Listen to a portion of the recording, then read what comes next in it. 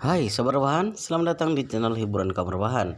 Armin akan membacakan kelanjutan sebuah cerita novel yang sangat menarik, yang sangat seru, yang sangat menghibur, yang sangat membuat kita penasaran jika tidak mengetahui cerita kelanjutannya, yang sangat layak untuk diikuti dari awal hingga akhir. Tetapi sebelum melanjutkannya, pastikan kalian sudah subscribe channel ini dan aktifkan lonceng notifikasinya agar tidak ketinggalan jika Armin upload video terbaru. Jika kalian menyukai cerita seperti ini, jangan lupa like. Jika berkenan, share juga ke teman lainnya agar teman-teman lainnya juga mendapatkan informasi hiburan di channel ini.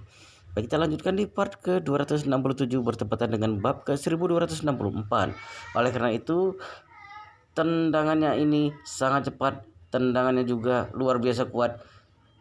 Joanna sama sekali tidak menganggap tendangan dari Kin Oksu ini karena dia pernah mencari tahu soal kemampuan Kin Oksu. Dia tahu bahwa Kin Oksu sama sekali tidak mungkin menciptakan bahaya yang besar terhadap dirinya. Lalu dia secara refleks menjulurkan tangannya untuk menghadang. Bersama dengan itu hatinya sudah selesai memikirkan strategi peperangan setelah sepasang tangannya menghadang kaki Kin Oksu diikat. Dengan itu, dia akan langsung mengeluarkan kaki kanannya, menendang dan menyerang bagian lutut kanan. Asalkan serangan ini berhasil mengenainya, berikutnya kaki kirinya akan menyerang dengan ahli. Seharusnya dengan begitu bisa membuat Kin Oksu tersungkur dengan satu tendangan. Namun yang tidak pernah disangka olehnya meski di dalam mimpi adalah tendangan Kin Oksu ini tidak diduga mengandung kekuatan yang mengerikan yang belum pernah dijumpai Joanna sebelumnya. Sepasang telapak tangan Joanna, sepasang lengannya seiring dengan waktu merasakan adanya sebuah tenaga luar biasa besar yang menyerang. Selanjutnya suara dentuman terdengar. Dia langsung terbang mundur langsung keluar dari arena pertandingan. Para penonton yang ada di sana satu persatu juga terperangah. Tidak ada yang menduga Kin Oksu yang tidak pernah mendengar, yang tidak terdengar namanya, ternyata mampu menyerang kandidat juara ketiga keluar dari arena. Ditambah lagi Jona sekarang ini terluka berhebat. Dia terbaring di atas lantai di luar arena, sudah mencoba beberapa kali namun tidak mampu untuk berdiri. Pelatihnya dengan panik berjalan maju ke sana, sedikit berkomunikasi dengannya. Setelah itu langsung mengatakan bahwa wasit kami mengaku kalah. Mengaku kalah. Orang-orang di sana semakin diliputi oleh rasa terkejut. Begini saja sudah mengaku kalah. Semua orang di sana belum pernah sekalipun menyaksikan pertandingan boxing sesingkat ini. Kin Oksu hanya mengeluarkan satu serangan, pertandingan kemudian berakhir. Kin Geng juga merasa sedikit terkejut.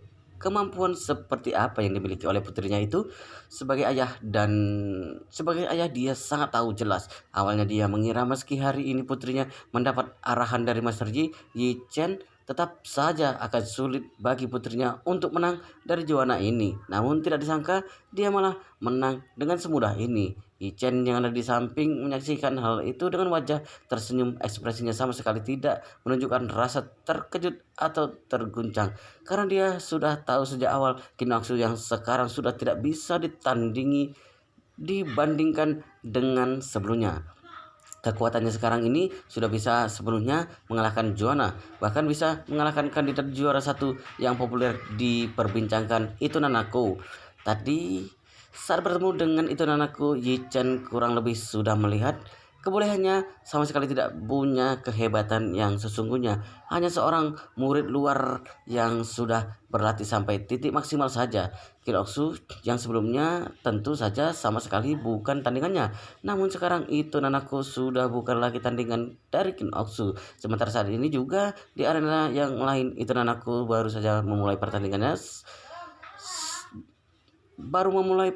Sengitnya.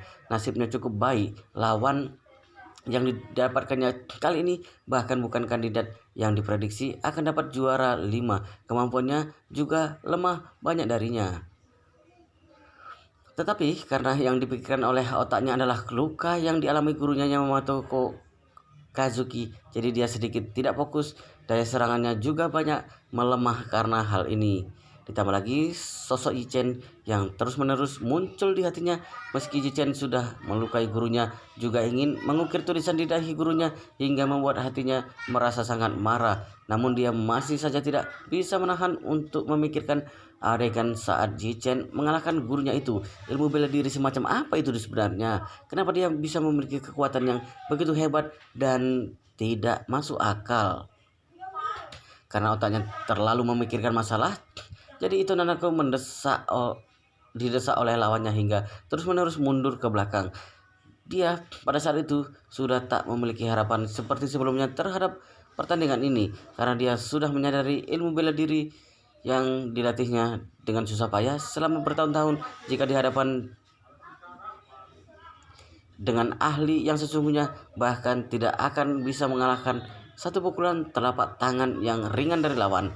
Hal ini menciptakan sebuah pukulan besar yang menghancurkan rasa percaya dirinya. Sebenarnya siapapun yang bertemu dengan hal ini juga akan mendapatkan pukulan yang hebat. Yang dihancurkan bukan hanya rasa percaya diri sendiri, tapi juga keyakinan selama ini. Selama bertahun-tahun itu Nanako merasa bahwa jarak dirinya ke puncak ilmu bela diri paling banyak juga hanya 20 tahun lagi. Setelah 20 tahun dia pasti bisa bertumbuh menjadi ahli bela diri kelas atas dunia, bahkan bisa menjadi seperti gurunya Yamamoto Kazuki, menjadi guru besar dalam bela diri. Namun Yichen baru saja membuatnya sadar ternyata guru besar ilmu bela diri yang ada di hatinya juga hanya seperti seekor semut jika dihadapkan dengan ahli bela diri yang sesungguhnya. Ternyata dirinya selama bertahun-tahun ini merupakan katak dalam tempurung. Sekarang dia baru menyadari dunia bela diri yang sebenarnya jauh melampaui apa yang dikenal olehnya. Dulu dia mengira dunia hanya sebuah dunia ini saja. Jarak yang paling jauh juga hanya dari belahan bumi ini ke belahan bumi yang satunya lagi. Namun hari ini dia baru tahu ternyata di luar bumi ini masih ada tata surya, masih ada Bima Sakti, bahkan seluruh alam semesta yang luas. Pada saat itu tanpa bisa ditahan dia kembali memikirkan sebuah masalah. Sebenarnya butuh berapa tahun lagi dirinya baru bisa bertumbuh menjadi seorang ahli sesungguhnya seperti Yichen. Memikirkan kembali pukulan yang dikeluarkan Yichen itu meski sudah membuat gurunya menjadi cacat, tetapi dampak yang diberikan oleh pukulan itu untuknya dalam segi bela diri jelas seolah membuka wawasannya. Berpikir seperti itu, perhatiannya menjadi semakin tidak fokus, sementara lawannya malah mengambil kesempatan di saat dia lengah berturut-turut memberikan serangan dan mendapat poin. Babak pertama itu Nanako kalah telak. Penonton yang ada di sana berubah menjadi riuh. Siapapun tidak menyangka itu Nanako, kandidat utama yang diprediksi akan menjuari pertandingan kali ini, ternyata dalam pertandingan perempatan final babak pertama malah dikalahkan oleh seorang kandidat yang tidak begitu dikenal.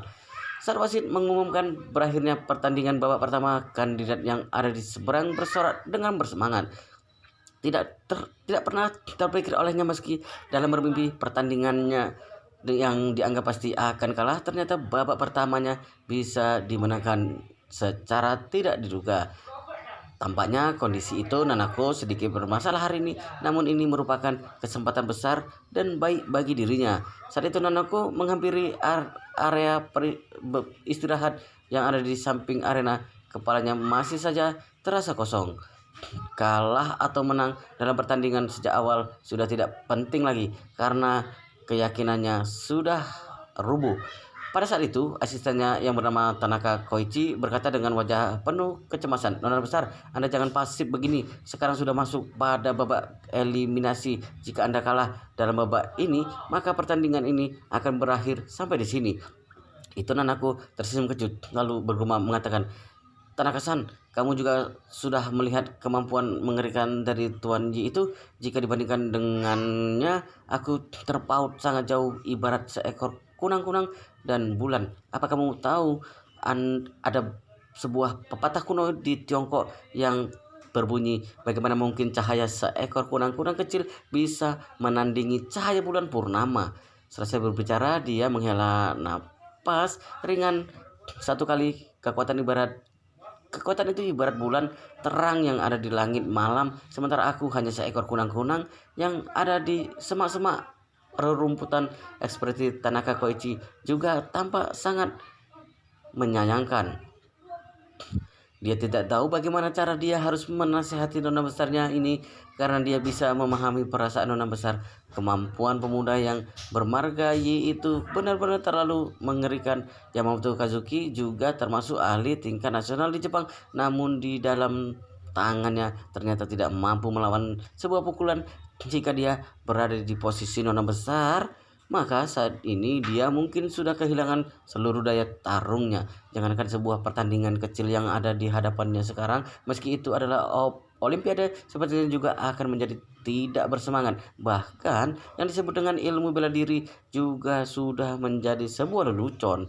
Dan melayani itu nanaku, dia melayani itu nanaku selama bertahun-tahun. Saat ini tidak terhindarkan jika dia ikut merasa sakit hati karenanya. Dia kemudian tidak bisa menahan diri dan mengatakan, "Nona besar, jika Anda sungkan kehilangan kepercayaan terhadap pertandingan kali ini, maka mari kita kembali ke Jepang." Itu Nanako bergegas bertanya, "Tanaka-san, bagaimana dengan guruku? Bagaimana kondisinya sekarang?"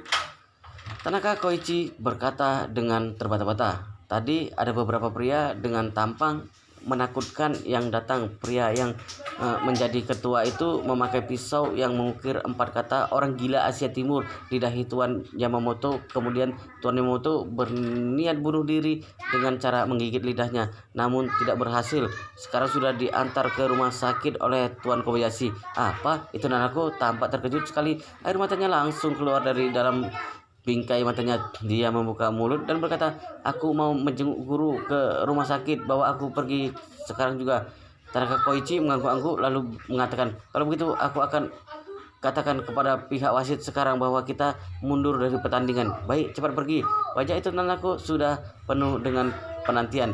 Di dalam benaknya, Yamamoto Kazuki merupakan guru yang berjasa untuk karirnya. Jika terjadi sesuatu yang tidak diinginkan kepadanya, maka dia juga tidak akan bisa memaafkan diri sendiri selama hidupnya. Bagaimanapun dia datang ke Tiongkok juga demi pertandingannya kali ini. Jika bukan demi dirinya, maka dia juga tidak akan bertemu dengan Ye Chen, juga tidak akan mengalami musibah ini. Di saat dia bersiap untuk mundur dari pertandingan, ingin pergi ke rumah sakit untuk menjenguk gurunya, sebuah suara yang datar mendadak terdengar. Karena sudah ikut dalam pertandingan, maka harus diperlakukan dengan serius. Bagaimana boleh menyerah di tengah jalan? Itu Nanako melihat ke arah datangnya suara. Mendadak dia mendapati Yichen yang memiliki kemampuan yang mengerikan itu sedang berada di bawah arena dan menatap dirinya dengan ekspresi datar. Hatinya mendadak merasa panik. Tidak disangka Yichen bisa datang untuk menyaksikan pertandingannya.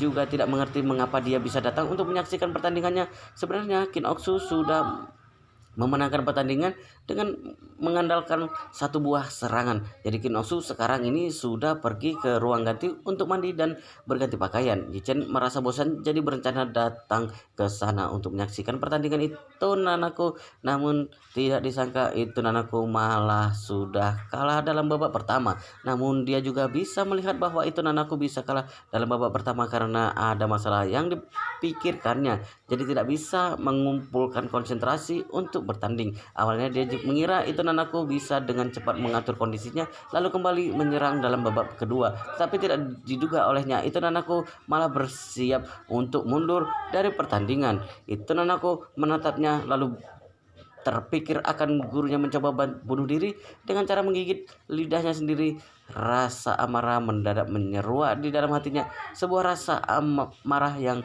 sangat hebat. Mata indahnya dibulatkan lalu menatap Yichen dengan sangat murka. Dia berkata dengan suara keras, "Kamu orang jahat, kenapa harus mendesak guruku dan tidak melepaskannya? Apakah kamu ingin dia mati baru bisa puas?" Yichen berbicara dengan ekspresi datar. "Nona, kulihat dari wajah dan auramu, kamu seharusnya adalah seorang nona dari keluarga besar yang mendapat pendidikan baik sejak kecil, bukan seorang yang tidak masuk akal. Perselisihan yang terjadi antara gurumu Yamamoto Kazuki denganku tadi sepenuhnya disaksikan olehmu. Aku harap kamu bisa bertanya pada diri sendiri sambil memegang hatimu dalam hal ini? Apakah aku yang mendesaknya? Jika dia tidak bersikap angkuh dan percaya diri begitu-begitu menindas orang lain, tidak begitu menganggap remeh orang lain, tidak berinisiatif memakai kata orang gila Asia Timur untuk melecehkanku, bagaimana mungkin aku akan perhitungan dengannya? Di Tiongkok ada sebuah pepatah kuno yang berbunyi, keadilan dalam masyarakat sulit tapi harus dijalankan. Apakah di dalam benak nona besar sepertimu ini hubungan antara guru dan murid lebih penting dari keadilan dalam masyarakat? Menghadapi pertanyaan dari Chen, ketika itu nonaku terdiam dan tidak bisa berkata-kata. Dia terlebih dahulu menatap Chen dan tidak bicara. Setelah itu wajahnya berubah menjadi merah, merasa malu. Secara logika dan perasaan yang dikatakan oleh Chen semuanya benar. Dalam hal ini, pada dasarnya gurunya sendiri yang mencari masalah. Chen tidak bersalah sedikit pun. Itu nanaku merasa sangat bersalah dan malu, hanya bisa membukukan badannya kepada Chen dengan hormat. Tuan Ji, saya gegabah untuk sesaat. Mohon Anda maklumi. Mohon Anda jangan perhitungan dengan saya. Chen kemudian mengangguk-anggukkan kepalanya dengan ringan. Pada tahap tertentu dia juga sedikit memahami itu dan aku. Bagaimanapun, saat urusan tidak ada kaitannya dengan diri sendiri, semua orang bisa bersikap adil. Namun saat berhubungan dengan keuntungan diri sendiri, maka akan sulit untuk bersikap adil sepenuhnya. Ini ibarat saat anak orang lain melakukan kesalahan, diri sendiri selalu saja berharap dia bisa mendapatkan pelajaran yang cukup. Namun di saat anak sendiri melakukan kesalahan, malah selalu berharap semua orang bisa memaafkannya, memberinya sebuah kesempatan lagi. Yamamoto Kazuki merupakan guru yang berjasa bagi itu nanaku. Budaya tradisional Jepang dan Tiongkok juga saling berhubungan. Kedua masyarakat negara ini mengutamakan menghormati guru dan ajarannya, jadi rasa hormat dan perlindungan yang diberikan itu nanaku kepada Yamamoto Kazuki juga bisa dipahami. Namun itu juga hanya bisa dipahami saja. Chen bisa memahami perasaannya, namun pasti tidak akan mengubah pemikiran dan keputusan apapun karena dia. Lalu dia berkata dengan nada datar, "Nona, itu karena kamu juga merupakan peserta dalam pertandingan ini, maka harus menghormati pertandingan kali ini. Jangan bersikap pasif dalam pertandingan atau mundur di tengah pertandingan. Jika tidak, ini sama dengan tidak menghormati ilmu bela diri."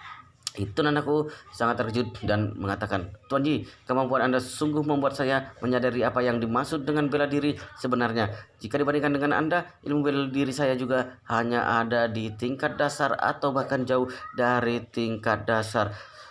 Semakin tidak mampu melanjutkan untuk ikut dalam pertandingan di hadapan Anda." Chen menggeleng-gelengkan kepala. Ilmu bela diri bukan harus membandingkan tingkatan tinggi atau rendah dengan orang lain. Dia bukan hanya merupakan sebuah olahraga, namun juga merupakan sebuah budaya dan semangat. Apakah orang yang kemampuannya buruk jadi tidak punya kualifikasi untuk belajar ilmu bela diri? Apakah karena tingkat belajarmu jauh lebih rendah dariku, kamu jadi bisa dengan tenang dan wajar mundur dari pertandingan ini? Chen berhenti sejenak, lalu dia kembali melanjutkan dengan nada yang lebih serius. Dia berkata sepatah demi sepatah kata, "Jika benar demikian, maka aku hanya bisa mengatakan kamu sama sekali tidak mencintai ilmu bela diri. Yang kamu cintai hanya untuk peringkat belaka. Saat kamu merasa kamu berada di peringkat yang sangat tinggi, maka kamu mencintai ilmu bela diri. Saat kamu merasa urutan peringkatmu rendah, kamu jadi mengkhianati ilmu bela diri. Pada dasarnya, kamu sebenarnya bukan seorang petarung yang sejati." Ekspresi wajah itu nanaku tampak terdesak, lalu dia membuka mulut dan mengatakan, bukan begitu. Aku mencintai ilmu bela diri juga adalah adalah petarung sejati. Aku hanya Chen bertanya dengan suara tegas, "Kamu hanya apa?"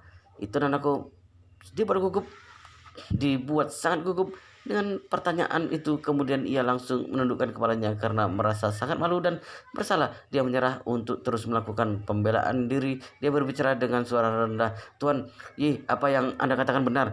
saya yang salah. Tidak seharusnya saya menyerah untuk pertandingan pada saat ini. Tidak seharusnya saya mengkhianati ilmu bela diri di saat seperti ini. Yichen mengiyakan sejenak. Bertanding dengan baik. Aku masih berharap Oksu bisa bertemu denganmu dalam pertandingan final. Sorot mata itu Nanaku mendadak berubah menjadi sangat teguh. Dia mengangguk dengan serius dan berkata, "Saya sudah paham, Tuan Yi.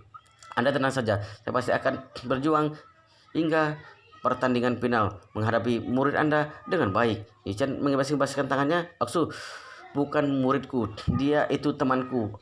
Atau secara persis dikatakan dia adalah putri dari temanku. Aku hanya jadi pelatihnya beberapa hari ini, hanya sedikit mengarahkannya." Itu Nanaku bertanya dengan terkejut, "Tuan Yi, apakah Anda bukan pelatih profesional?" Yichen tersenyum dan mengatakan, "Tentu saja bukan. Aku hanya seorang pengangguran yang tidak memiliki pekerjaan apapun." "Pengangguran?" Wajah itu Nanaku penuh dengan rasa kaget dan tidak menyangka. Yichen yang kemampuannya hebat hingga tidak bisa dipikirkan ini ternyata adalah seorang pengangguran tanpa pekerjaan. Di saat dia ingin bertanya lebih banyak informasi lagi, wasit berjalan ke atas arena lalu membuka mulut dengan berkata, "Hitung mundur 30 detik menuju pertandingan babak kedua." Yichen kemudian berkata pada itu Nanaku, "Kamu fokus ke pertandingan saja, aku pamit dulu." Tuan Yi, Anda mau pergi?" Di dalam hati itu Nanaku mendadak menyeruak sebuah rasa kecewa. Saat itu Yichen mengatakan, "Oh ya, janji pertaruhan Yamamoto Kazuki sudah berakhir. Nanti setelah dia keluar dari rumah sakit, dia sudah bisa meninggalkan kota Jinling dengan bebas." Selesai bicara, Yichen tidak lagi tinggal di tempat itu. Dia memutar badannya dan pergi dari sana tanpa memalingkan kepalanya. Itu Nanaku menatap bayangan punggungnya dan sedikit tidak fokus. Tanaka Koichi yang ada di sisinya bergegas mengatakan, "Nona besar, sudah mau naik ke arena. Apa Anda masih melanjutkan pertandingan?" "Bertanding tentu harus bertanding."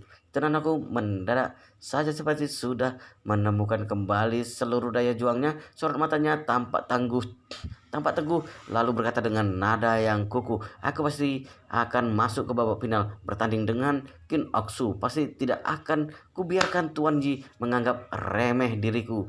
Saat Yichen tiba di luar stadion olahraga, Qin Geng dan Qin Oksu sudah menunggunya di sana. Begitu melihat Yichen muncul, Qin Geng terburu-buru menghampirinya lalu berkata dengan hormat, "Master Yi, tidak disangka di bawah bimbingan Anda Oksu memiliki kemajuan pesat seperti ini. Saya sungguh sangat berterima kasih." Yichen berkata dengan datar, "Presiden Qin tidak perlu bersikap segan seperti ini. Di antara kita, Oksu bukan hanya putrimu, dia juga adalah temanku. Masalah kecil seperti ini patut dilakukan sebagai sesama teman." Qin Geng dengan refleks menatap ke arah Qin Oksu lalu berkata dengan penuh penuh perasaan, "Oksu, lihat betapa sayangnya Master Yi kepadamu. Kelak kamu harus mendengar perkataan dari Master Yi, melayani Master Yi dengan segenap hati. Apa kamu sudah mengerti?" Qin Oksu menjawab dengan suara keras tanpa ragu, "Ayah, tenang saja. Aku bersedia mengikuti Master Yi selama hidup ini, mendengar semua perintah dari Master Yi, membalas budi Master Yi dengan segenap hati." Yichen tertawa dengan mengatakan, "Tidak perlu sungkan begitu di antara kita. Berlatih saja dengan baik. Menang dalam pertandingan kali ini dan mendapatkan juara satu itu sudah akan jadi balasan terbaik bagiku." Kinosu berkata dengan sangat serius, "Master Yi, awalnya saya belum yakin bisa merebut gelar juara. Namun sekarang saya sudah punya keyakinan penuh. Kemampuan saya saat ini sudah lebih kuat berkali-kali lipat dibandingkan sebelumnya. Semua ini berkat obat ajaib yang Anda hadiahkan pada saya itu. Juga karena bantuan Anda pada saya untuk mengarahkan tenaga obat itu." Cincin tersenyum sejenak. "Jika kelak masih berbicara padaku dengan sungkan begini, maka aku akan pertimbangkan untuk menjauh darimu." "Ah, jangan seperti itu, Mas Yi." Qin Oksu panik seketika itu. Seketika itu juga dia berkata dengan mata yang memerah, "Kelak saya tidak akan sungkan begitu pada Anda. Sudah boleh. Anda jangan menjauh dari saya." Yichen mengangguk-angguk, "Ingat ucapanmu ini. Jangan lagi bersikap sungkan begitu padaku kelak. Pasti akan saya ingat baik-baik." Oksu berjanji dengan tergesa-gesa sementara Qin Geng yang ada di sampingnya buka mulut dan mengatakan, "Mas Ri, bagaimana jika ke rumah dan makan bersama?" Yichen mengibas-ibas tangannya, "Tidak, untuk hari ini masih ada sedikit urusan di pabrik obat. Aku menyuruh Wei Liang untuk mengundang seorang brand ambassador ke sana. harus aku temui. Wow, luar biasa sekali guys, ceritanya sangat menarik, sangat seru, sangat menghibur, sangat membuat kita penasaran jika tidak mengetahui cerita kelanjutannya. Tetapi sepertinya di part ini sampai di sini dulu, kita akan lanjutkan di part berikutnya di video selanjutnya. Tetapi jangan lupa subscribe channel ini dan aktifkan lonceng notifikasinya agar tidak ketinggalan jika admin upload video terbaru. Jika kalian menyukai cerita seperti ini, jangan lupa like, jika berkenan share juga ke teman lainnya agar teman lainnya juga mendapatkan informasi hiburan seperti di channel ini. Baik, kita lanjutkan di part berikutnya di video selanjutnya.